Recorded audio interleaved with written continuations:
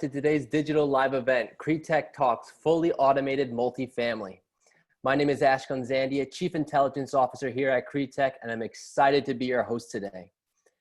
In a few minutes, we will hear from the most insightful and active multifamily real estate owners, operators, and tech investors as they discuss their perspective on the impact of the pandemic and how they're leveraging innovative technology to help increase occupancy, community, and so much more. While we're waiting for everyone to log into their digital seats, I wanted to quickly share with everyone a list of upcoming free digital events here at CREtech. On Tuesday, June 2nd, we'll be hosting New York State of Mind, Conversations on Real Estate Innovation and the Future of the City, Part 1, presented by the Real Estate Board of New York.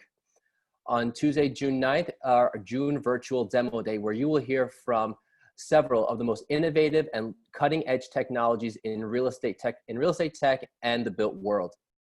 On Tuesday, June 16, New York State of Mind, Conversations on Real Estate Innovation and the Future of the City, Part 2, presented by the Real Estate Board of New York. And on Tuesday, June 30th, New York State of Mind, Conversations on Real Estate Innovation and the Future of the City, Part 3, presented by REBNY, the Real Estate Board of New York.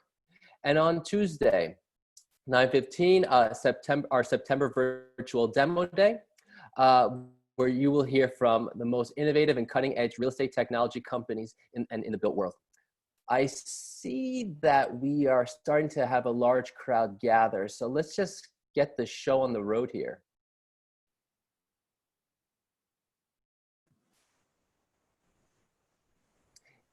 If you would like to use the power of CREtech to be featured in an exclusive co-produced webinar on a topic of your choice to showcase your company's expertise, please email me at ash@CREtech.com or by going to CREtech.com. Throughout today's conversation, if you, our amazing audience and community, have any questions, please submit them using the Q&A button located at the bottom of your page. We would love to hear from you, so please submit your questions and we'll do our best to answer them. And with that said, let's get this show on the road. The multifamily sector has been on a rapid path of growth and expansion over the past several years. However, with the current pandemic disrupting occupancy, it's no longer business as usual. It's my pleasure to introduce the most insightful and active multifamily real estate owners, operators, and tech investors as they discuss their perspectives on the impact of the pandemic and how they're leveraging innovative technology to help increase occupancy, community, and so much more. Sarah Yaussi, Vice President of Business Strategy at NMHC, NMHC, sorry about that, Sarah. Karen Hollinger. Karen Hollinger, Senior Vice President, Strategic Initiatives at Avalon Bay. Louis Shatsky, Managing Partner at Navitas Capital. Darren Westman, Executive Vice President, Chief Innovation Officer at Berkadia, and Matt Hoffman, Managing Partner at Housing Tech Venture. Sarah, the digital stage is now yours.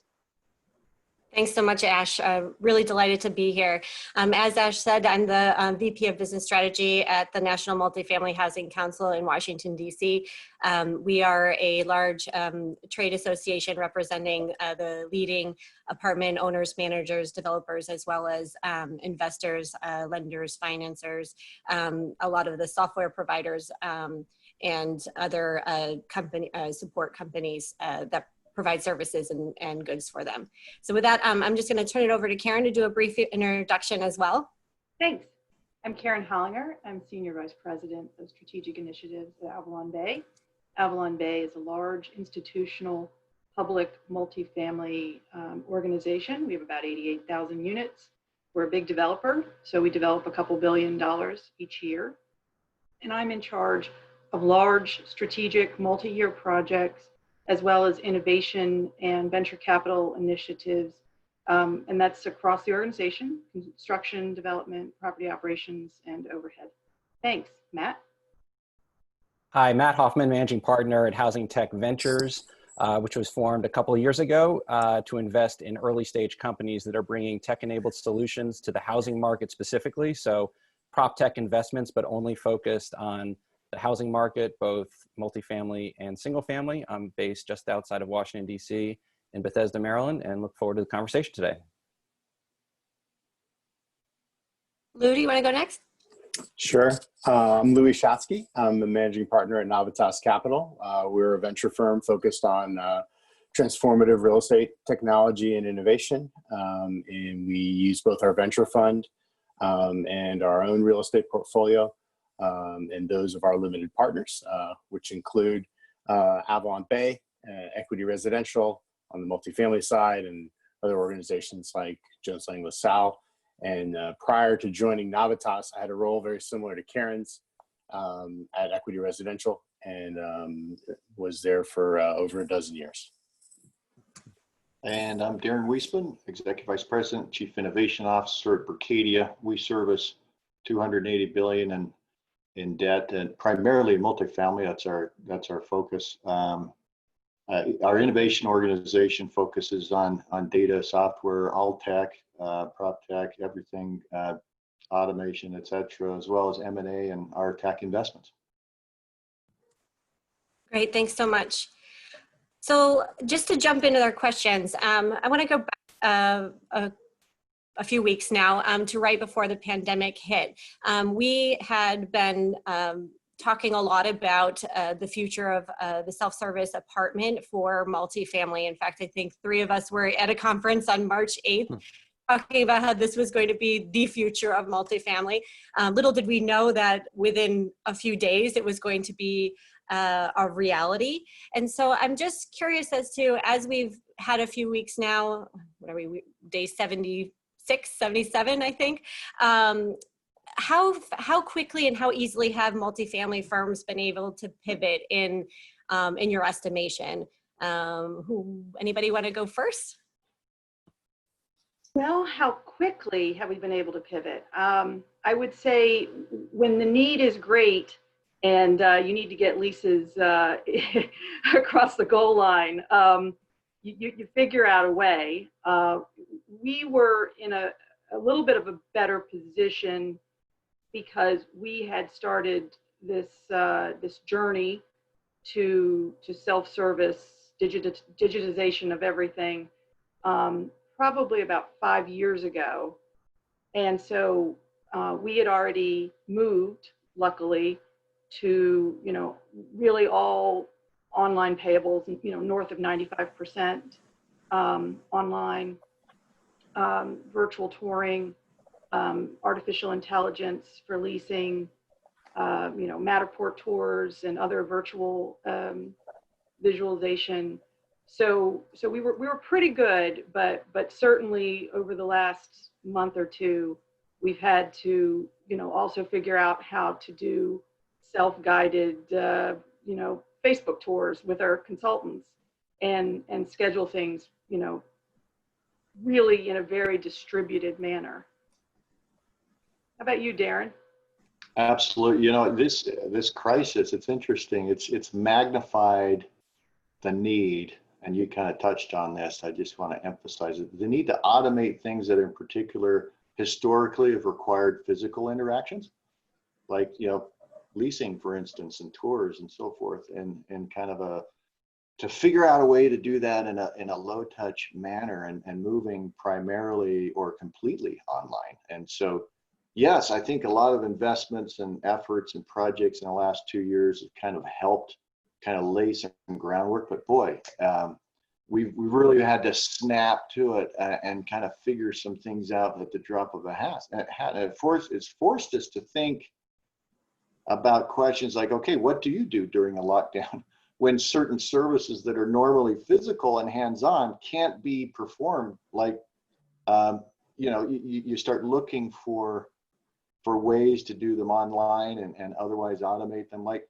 for example, property inspections, for instance, you can't physically go to a property, right, during a lockdown. So how do you do that? And so interesting, self-guided tours, right? Just self-leasing from going beyond just touring, but kind of connecting those dots. So yeah, we've had to kind of, as an industry, kind of figure all that out. And thankfully, the last few years of startups and innovation and a lot of thought has actually gone into some of that plumbing. And I think the industry is starting to kind of figure out how to bring some of that now up from underneath, just barely below the surface. You know, in one strange way, this quarantine has sort of helped that cultural acceptance, right? So we always had the technology the last few years, but we certainly had pockets of people who said, well, yeah, I know we can do virtual leasing, but that won't actually produce a lease. So I'm not going to stress that as the first option. That'll be the last option if you really can't make it because you're across the country. Right. Right. And I mean, I think it's been really interesting to see how traffic and leasing have fared during this time. I mean, you did have that initial dip as everything shut down and just basically nothing happened. But it was interesting because a lot of our members reported that web traffic started rebounding pretty quickly. And to many people's surprise, like leasing activity was actually pretty good. And you know, there was a lot of scrambling around to get a lot of the touring, whether it was virtual touring or eventually self-guided touring in place. And clearly those companies that had already invested were like, you know, they had much better business continuity.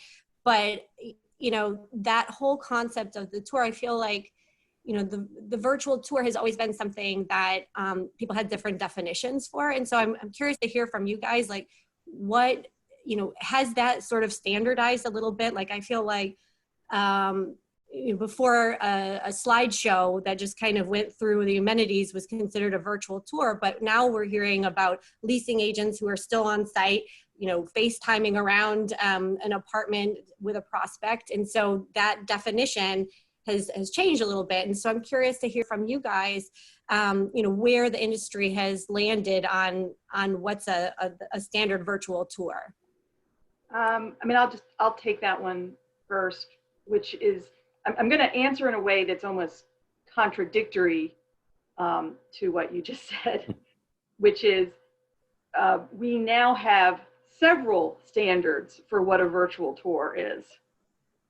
That's a great thing about standards. There's so many of them. Just pick one, Karen. Just pick 2 or 3. Wow. And so what we've done, I have to say it was less of a top-down directive and more that our leasing consultants figured it out. And so we had, you know, the virtual tour in the terms of, you know, a professional photographer comes in with equipment and it's scripted, and every community already had that, and we put a lot of money and time and energy into it. And then our leasing consultants said, well, that doesn't work in this circumstance. So I'm going to go ahead and take a camera and go into Unit 201 and show them.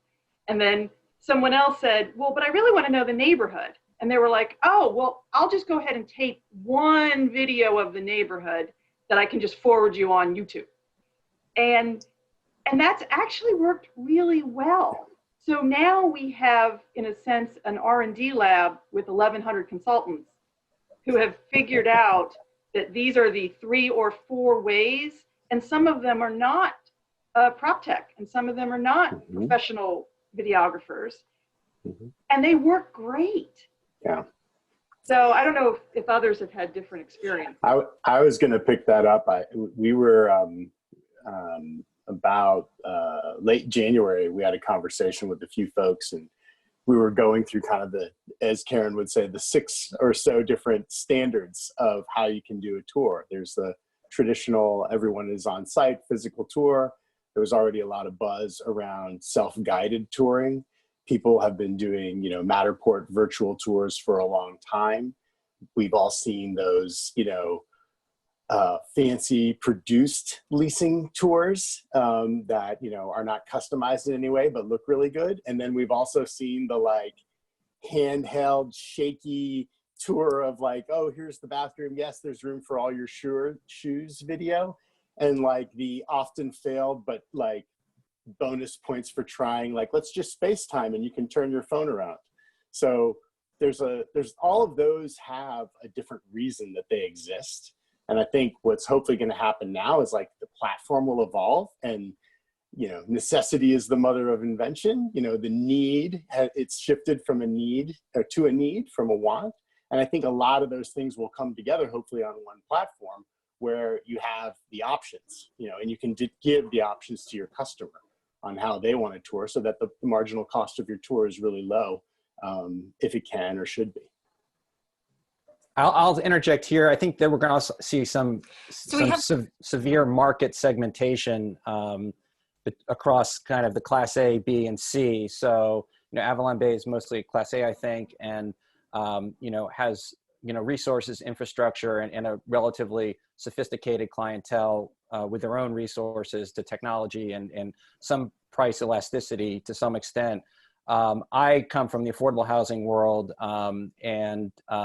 and also as a market rate developer in more the B and C class, where resources are more scarce and there's not as much familiarity across a renter's transactional experiences in banking and medical and other sectors to be online.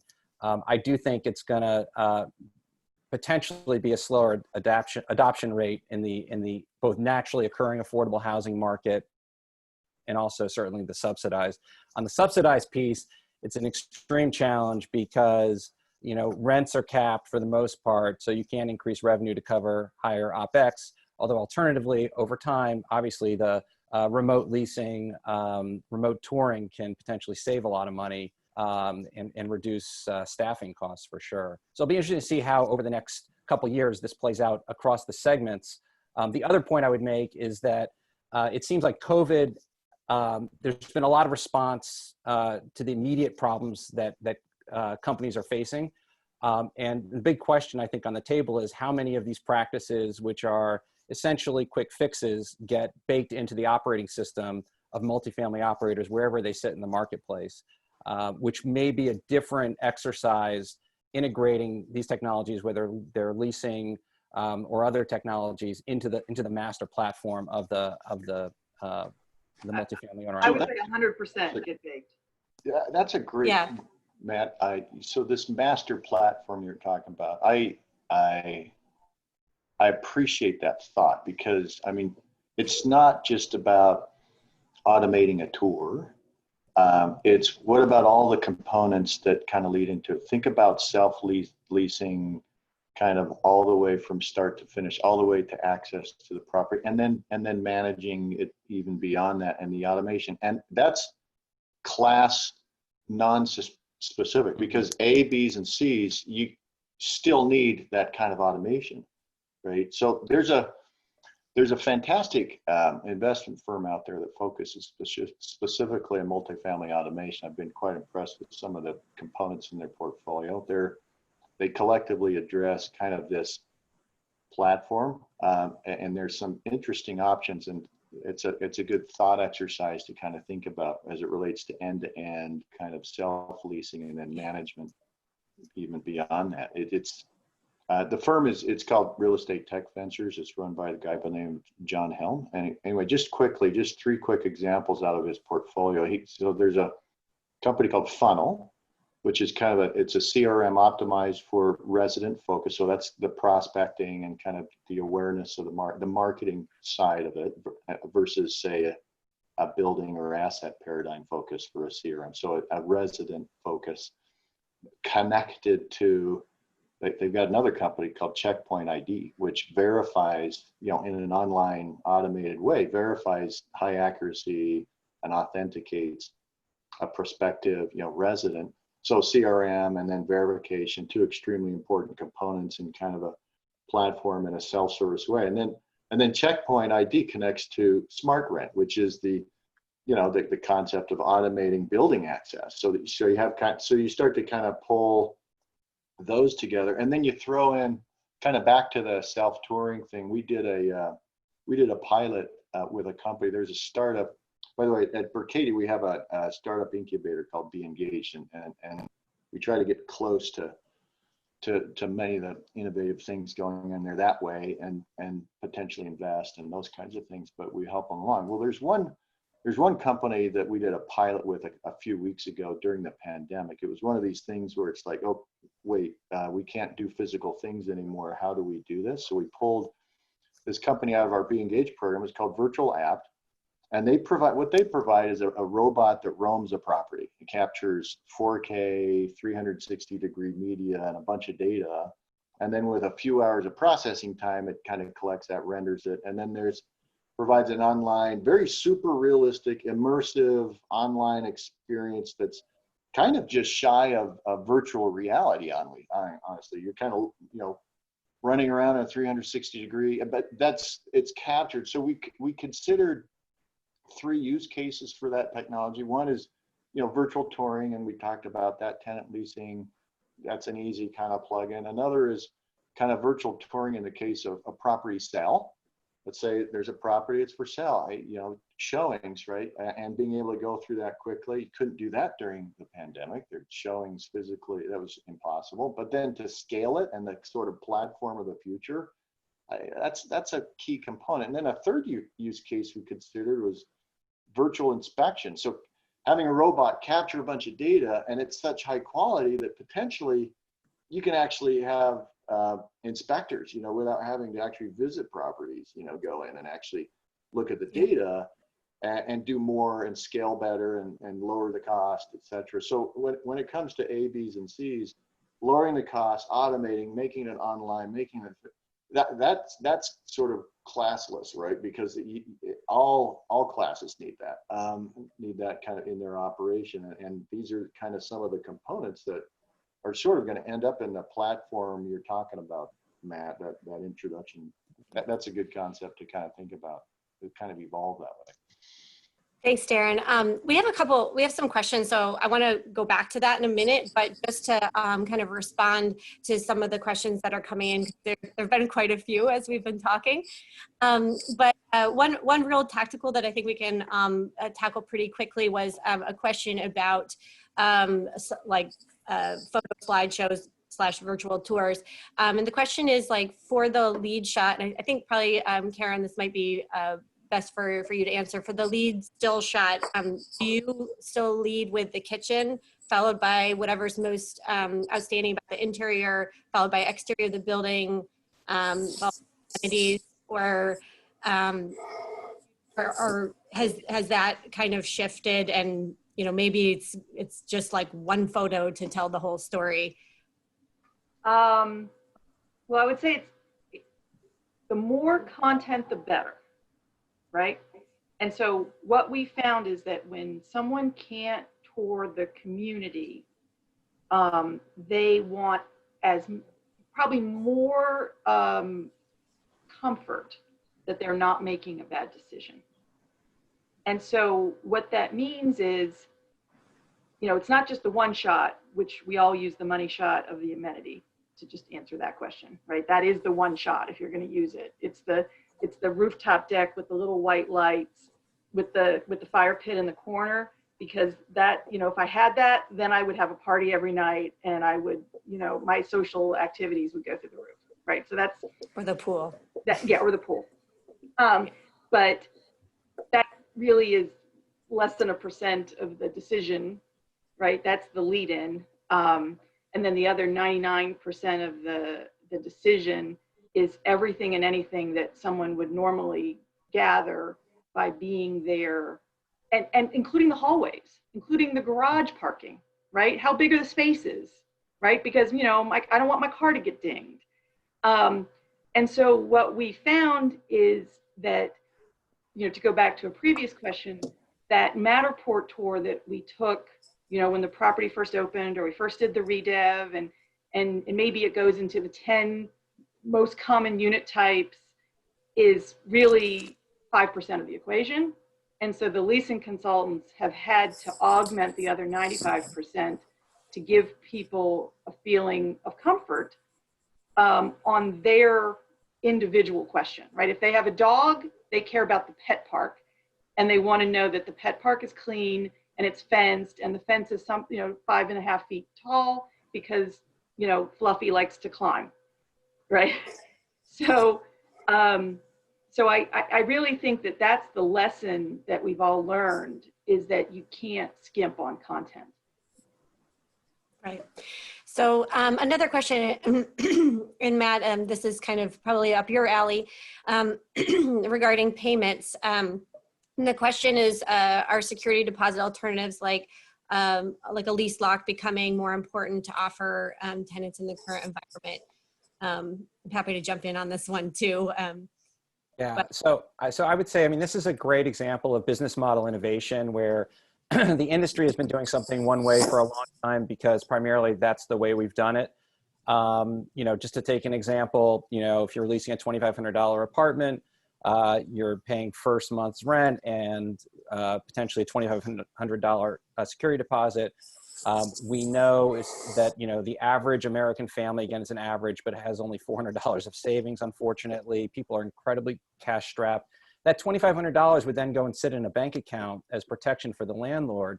We have such sophisticated insurance markets in this country, and what's evolved is essentially an insurance product that several emerging companies are offering in the market right now that meet the needs of the landlord to be secure, but also enable a lot more people to afford a unit that they don't have to have that additional, you know, $2,500 up front. Instead, it might be $10, $20, $25 a month that they can afford on an ongoing basis. So I think that kind of business model innovation, that it's actually really tech enabled in part because it's being underwritten by much more sophisticated algorithms, you know, that are enabled by, you know, better computing.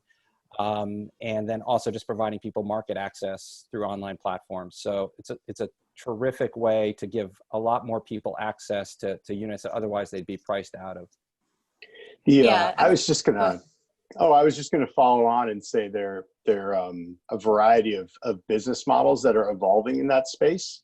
There are the insurance-backed products that Matt has mentioned, who've raised a few rounds of capital at this point and are in the marketplace. There's also a slew of folks that are underwriting the risk themselves on their own balance sheet. And there's obviously risk and reward to being a customer of someone like that, lower cost, potentially like discomfort with who's backing the rent payment. And then as COVID hit, a number of the existing players in that space and some others really began focusing on effectively creating payment plans for their residents, which has been a big issue. The issue around that COVID highlighted, because it was such a sudden shock to the system, is that for most or many, I won't say I know them all, but for many of those insurance-backed players, you can't make a claim unless you filed an eviction. And so if you can't file an eviction because your state has put a moratorium on that, you're frozen. Yes, there's like a future potential collectible there, but it doesn't really help you at the time when it's most supposed to help you. And then obviously on the credit side, like a couple of those guys have just blown up because maybe they weren't as thoughtful as they could have been. But I do think that of those three segments, this area around developing payment plans and helping improve the affordability of rental housing was an issue before COVID and has been is like another example of something that's been brought to the forefront and is viewed as far more important than it was even just a few months ago. Yeah, I agree. I mean, NMHC produces a rent payment tracker every week since basically the beginning of April, and not sure when it's going to sunset, but it doesn't appear to be anytime soon. And this is a question we get a lot, and basically, you know, we sort of look at is there's four options now for folks who are struggling with rent. There are the security deposit conversions. There are a lot of people are also doing incentives, like if you pay your rent on time, there's a percentage discount. There's a lot of flex payment plans where maybe because income streams can be lumpy during this period as unemployment benefits are distributed, as stimulus checks are coming in, that those, you know, there's really no reason that you have to pay once a month. I mean, the systems are in place. You can pay more frequently to match that kind of income stream. And then rent deferment, where you might say, okay, you only have to pay a percentage or even none of your rent for X amount of months, and then we'll just kind of tack on, we'll divide up for the remainder of the lease that amount and tack it on, assuming that you know, the economic picture might be better as places open up and hopefully jobs come back. I will say, you know, I think that there'll be some things that, like the flexible payment schedule, I think that's going to be lasting. But all that said, there's still a very low like take up rate on a lot of this. I mean, we're hearing from most of our members that it's like one on average 1 to 2% of residents that are taking them up on some option. Also, I should mention credit card payments because that's a big shift too, as companies have decided that they will allow credit card payments and kind of eat the fees, which has been a big problem up until now. But that said, we do see higher in areas that were perhaps more harder hit, like in California, particularly around LA, for example. They might have a 4% take up rate on some of those plans. But Karen, I don't know if that resonates kind of with where you guys are seeing in your portfolio. Well, I can't actually talk about percentages because we're public and we haven't reported it. But the options you listed, or many of those options we are allowing for, including, we've always allowed for credit cards, but we've eaten fees recently to really incent the payments. So yeah, it's probably the toughest situation that multifamily has right now. There's innovation, and then there's keeping operations running.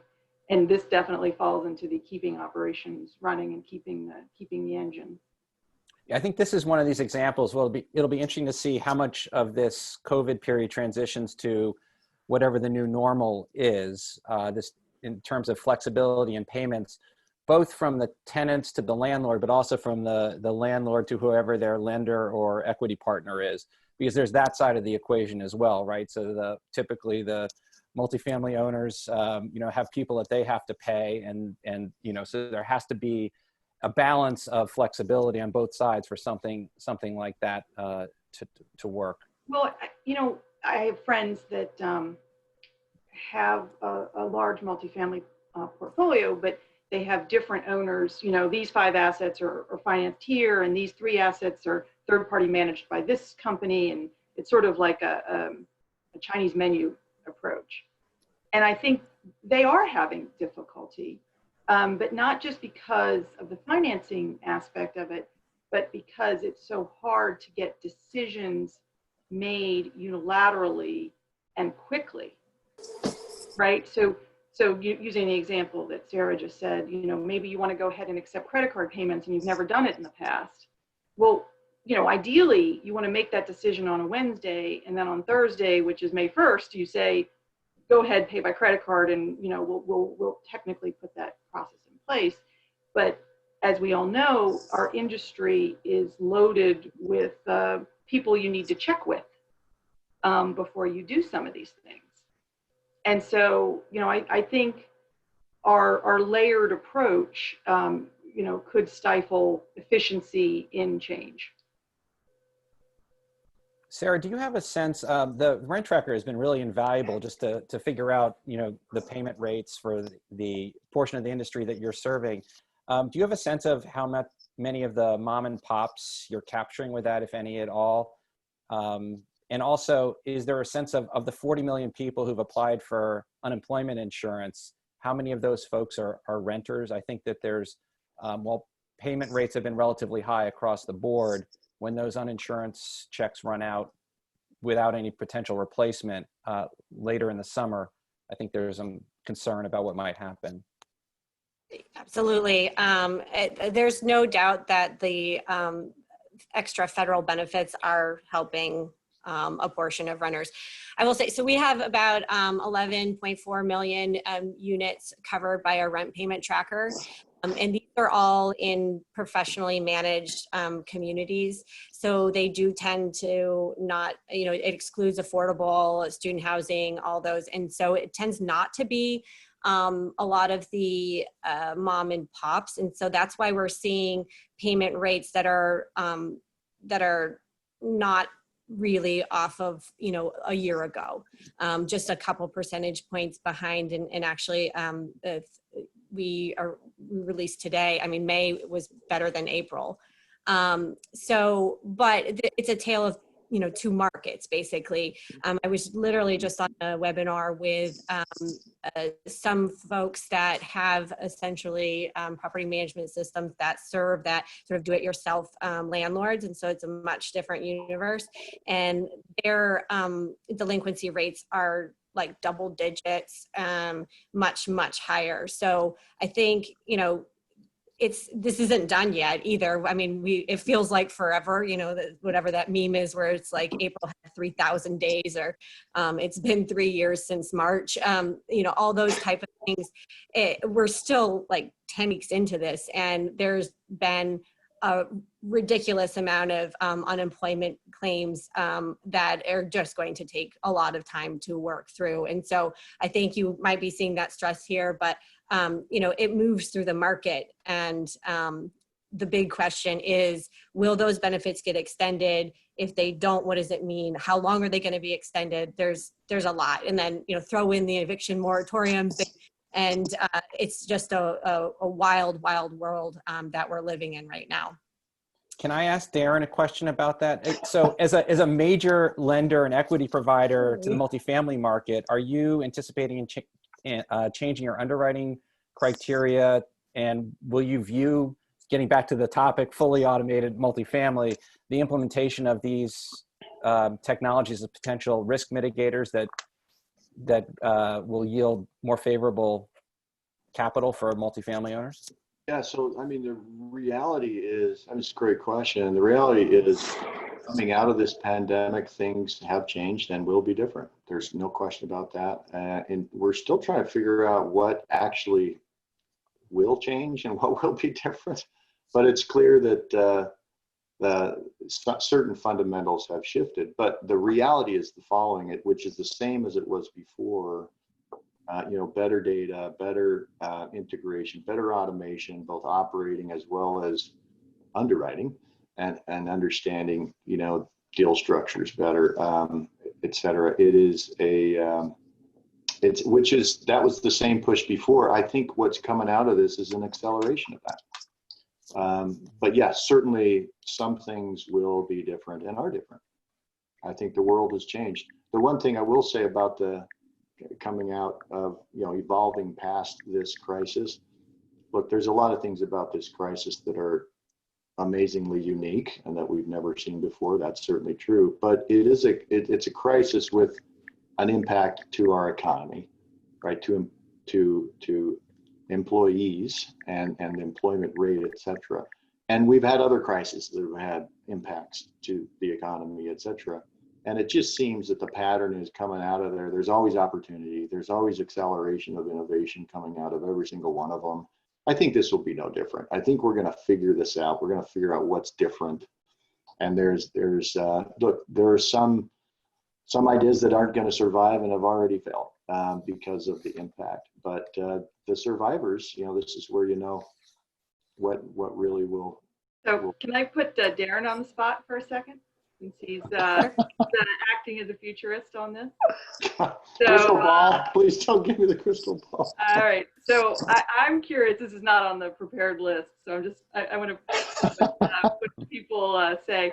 What's everyone thinking about the short-term housing market? Please. For, let's say 2 years from now. Okay, so it's shaken out.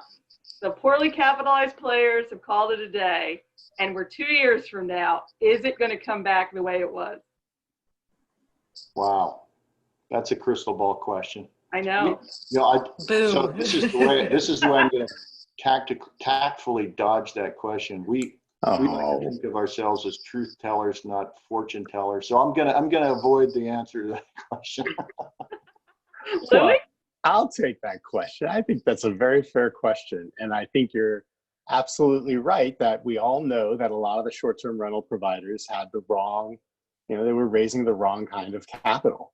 In fact, I would say like the capital stack was wrong. You're gonna run like a high margin, high growth business with like venture capital, and then you're gonna use that money to buy like sofas and lamps. It just doesn't make sense. But I think a little bit like the conversation I had earlier this week around the office space, the ability in a market, if we do have a long, slow climb out of this recession, to, take a lease and try and generate hotel-like revenues off of an apartment-like cost base is going to continue to be there. And so it will come back. But whether it's short-term hospitality or corporate housing, in effect, a lot of those things are the same when you look at it from a multifamily pro forma perspective. And I bet when they come back, the technology will be better and the user experience will be better. It's just a question of, a couple of those firms have raised money in the last month, and so they're going to go on. But like all of us, they face the uncertainty of not knowing, what's going to happen 2, 3, 4, 5 months from now. I would bet that they will be back in some form. I'm not supposed to be a panelist on this, but I index and analyze all venture capital activity in our internationally, and to mirror what Louis just said, 100% agree. Venture capital was used to fund propcos, not opcos. Yeah. And it should have been the other way around. And obviously there are a handful of players that raised over the past 30 days. Actually, one specifically that raised a considerable round, and 2 are on the verge, basically on their deathbed, if not basically underground. A couple have folded. Yeah. And then what we're also seeing, large publicly traded technology companies that are in the hospitality sector getting into the short-term rental space very aggressively because of their defaults. And also short-term rentals that are now doing year-long leases. Yes. Yeah, exactly. And that was always the clever, I would see that back at EQR. You would see a corporate housing provider, they'd take a unit, the person would leave earlier than they expected, and they just run it as STR. Or one guy even had a couple units where he had business travelers during the week, and then he was still getting the hospitality rent on the weekend. It was that's as good as it gets, but it doesn't last forever. So we have some more questions kind of coming in. So I know we've talked a little bit, a lot about automation in terms of the leasing process through COVID, and we can go back and explore digital leasing assistants and the self-guided tour in a minute, but I do want to kind of broaden it out for a minute and talk a little bit about the other aspects of operations that this COVID experience have underscored as really benefiting from, or alternatively in desperate need of, more automation or remote technology. Yeah. I'm thinking things like, we talked a little bit about payments, but also there's the maintenance and the amenity management.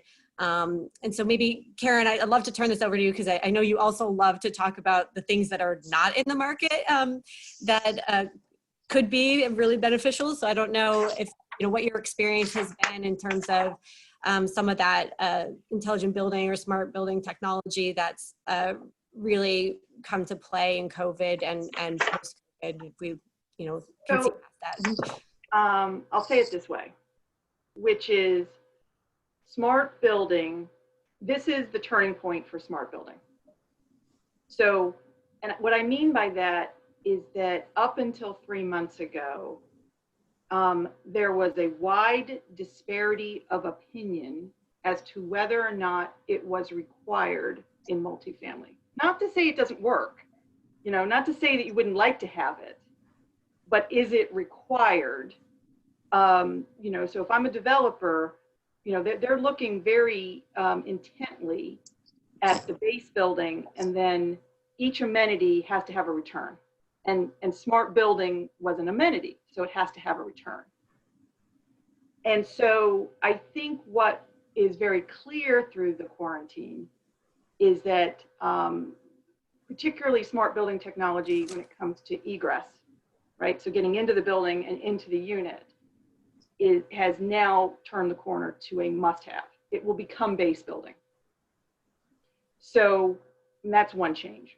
But if you're talking about things like maintenance, we've done a ton of things related to virtual maintenance. Like right now, many of our maintenance managers, again, have figured it out themselves, where if someone calls and asks a question that you don't need to go into the apartment, why would I go into the apartment?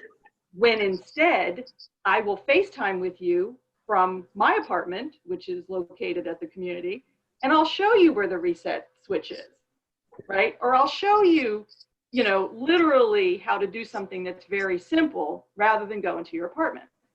So there will be maintenance things that will change, but I don't think it'll be wholesale. And I'm sorry, there was one more component of your question, and maybe I've forgotten it. Maintenance and amenity management. I mean, and sort of one of the big things in COVID, the shutting down of the amenities, and then how do you reopen them, and how is like automated technology going to be important in the management of it? Because like right now, a lot, you know, companies want to open up their pools. They want to open up their fitness centers. You know, their residents are ready and anxious for that. I mean, they're paying for those amenities and they want to be able to use them. But that management of capacity, like how many people can be in there, how long can they be in there? Is there a role for automation in that? Yeah, in scheduling, certainly. Yeah. We had already rolled out 3 years ago amenity scheduling with capacity. So now we're just basically pulling down the capacity of those amenities. But for certain of the amenities, like the gym, you never had to book it. You would just go in. So I think it will be a mix of manual efforts, signage, people, you know, once we reopen, walking in and saying, you know, I'm sorry, we've got too many people, right? And then there will be some automation, such as sensors. The problem that we're all going to face, and probably the gym is a bad example, is a lack of building-wide Wi-Fi or other telecom infrastructure, right? So you know, we have Wi-Fi in many of our common areas, but we don't have it in the hallways. We don't have it in all of the, you know, if you've got the pool and the pool is an Olympic-sized pool, you know, maybe there's a couple Wi-Fi hotspots. Doesn't cover the entirety of the pool, right?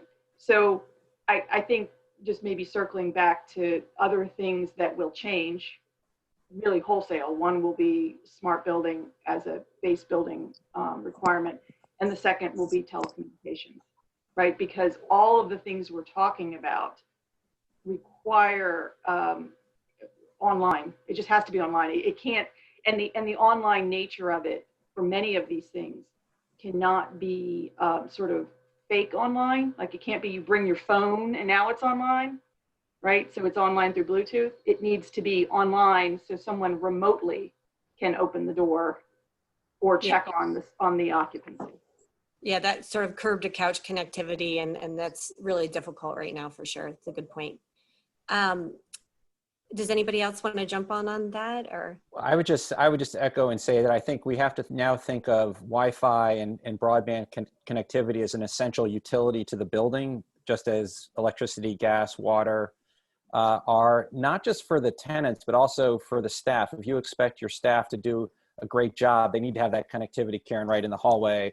And if you want to put in IoT remote sensors, for example, you need that reliability. And then we also have to think through, and this is the differentiation between the immediate response and putting things in place for, you know, April, May, June of 2020, and then thinking longer term, we have to think about, you know, backup systems. If we move all digital and for some reason there's a disruption, what does that mean to my tenants? I did speak to one multifamily owner, and again, this is more in the affordability space, but they were providing free Wi-Fi to their tenants, many of whom do not have Wi-Fi in their units in the common areas. And because of COVID, they didn't want people congregating there, so they cut off the Wi-Fi in the common areas. Unfortunately, the implication of that was that those folks no longer had internet access, which is so critical for applying for you know, benefits and things of that nature. So there's really a systemic approach that we need to take at any level of this marketplace, and you can't just piece these things together because it's a complicated system that has to be really well thought through. So one thing I wanted to ask you guys too is, as we talked about sort of the automated apartment, post-COVID, there's really a push for that to kind of evolve towards a contactless apartment experience. And that's really kind of flies in the face of what the apartment industry has really prided itself on, is this high touch experience. And so I'm just curious as to what other type of technology solutions you think are going to be in place for like next generation of apartment buildings that are in the post-COVID era where, you know, low touch is like the term du jour. I don't know if you guys are thinking about that already, whether that's, you know, taking that remote entry to a, you know, articulating arm level so that nobody has to touch a door handle, or what else are you guys seeing on the horizon in terms of that low touch experience? I think you've got to look at both like where people are going to be, right? Like it's kind of the reverse right now from normal. Like usually our teams in the apartment industry are on site at the property during the day and the residents are gone. And now they're either, if they're on site, they're in their own apartment. So like, you know, very much in line with the theme of our panel, like automation and virtual or remote tools are, you know, super attractive right now. And there's plenty in the startup world that are coming, but there are plenty that people can use and deploy today. So on the, you know, on the virtual tour side, we talked about Matterport, and obviously, you know, they're the Zoom of the real estate industry right now in terms of everyone wants to be able to do a virtual tour. But Matterport is also used for people to do virtual takeoffs if they want to do a construction project. Another firm on the construction side that people are using to enable remote work is Open Space, which is it's a little bit more simple version of what Darren was describing earlier, where a construction worker wears a 360-degree camera on their hard hat. They walk the construction site every day. Doesn't even need a Wi-Fi connection because it uses computer vision to know where it is on the property. And you basically get a Google Street View of your property that you can track construction against over time. I think we were going to talk about virtual leasing assistants.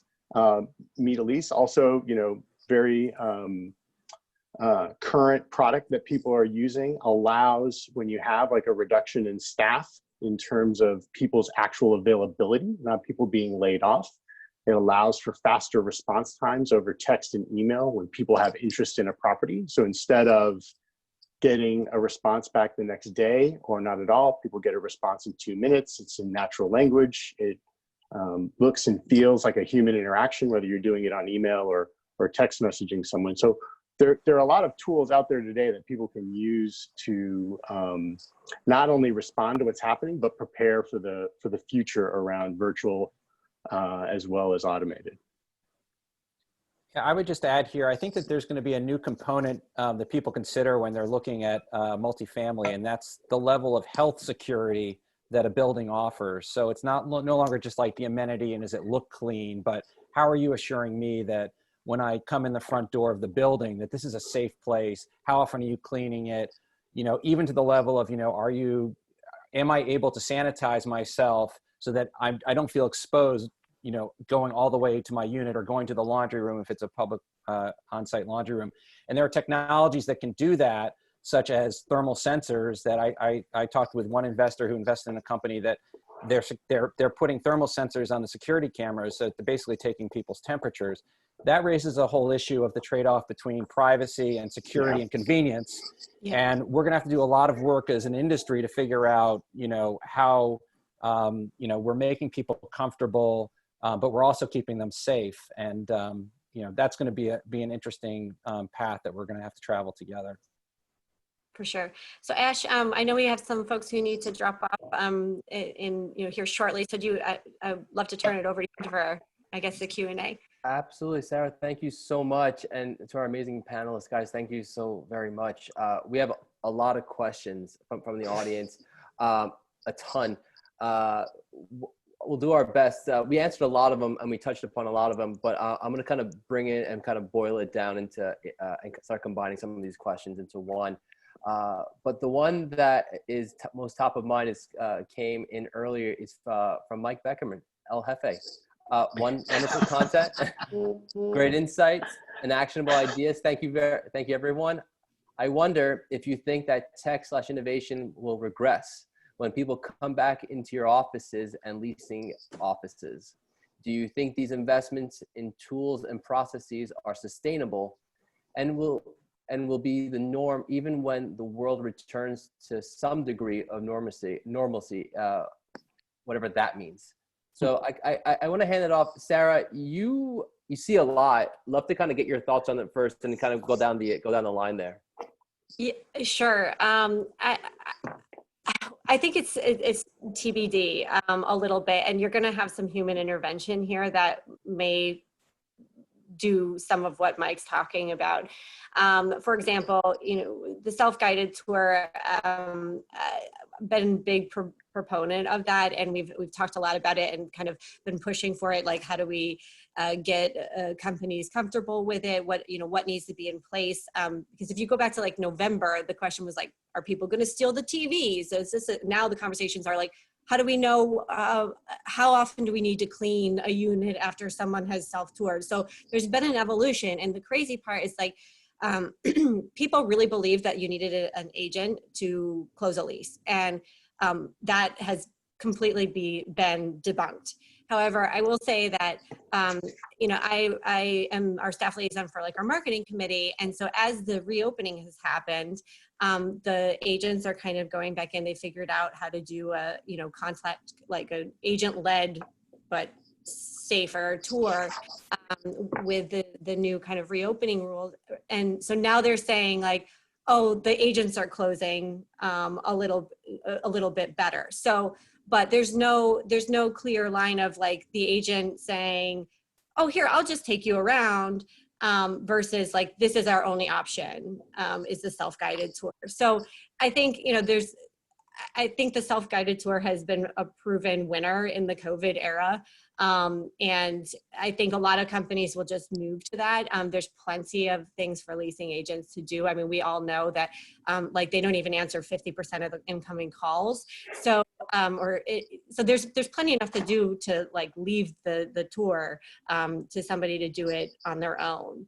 So that's at least my perspective on it. I don't know if anybody else has any thoughts on that. I have a very quick one, which is just that I think across every sector, what automation brings is not necessarily job elimination, which I know a lot of people fear, but job transformation. And the humans can go higher up the value chain, do less of the kind of mundane stuff, which leasing agents hate anyway, and still produce real value.